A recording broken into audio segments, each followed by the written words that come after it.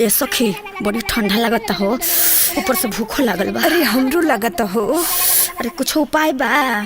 चलो तो ओजे देखल जाई, घाट के किनारा कुछ मिलत होई हो। हाँ हाँ हाँ, चल चल चल।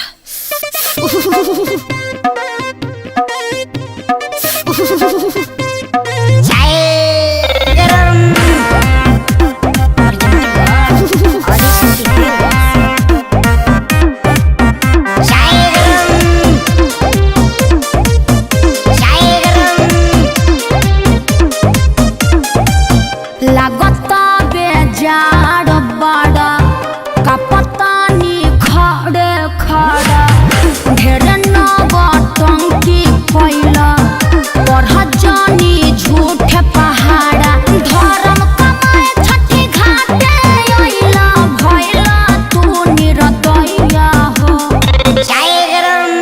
अरे पहिले पिहे तिवैया तबे मिली तो हके जैया हो।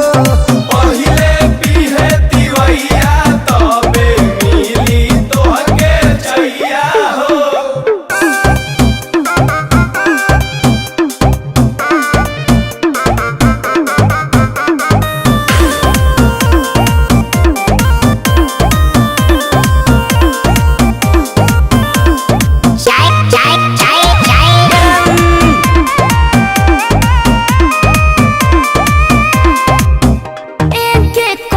चाय खातिर करेला बवाल तू झूठा ही लगैले बाड़ा घाटे असटाल।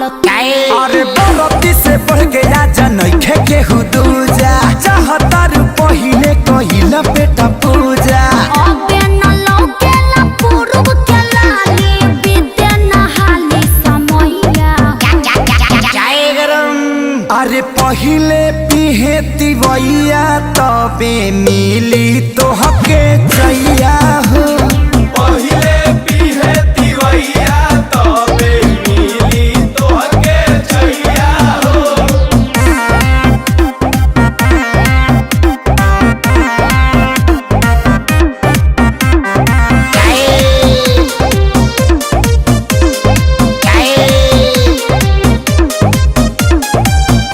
बड़ा बेरहम तोहरा दिल में नइखे दाया भूखे रे पियासे कबले छछने लकाया।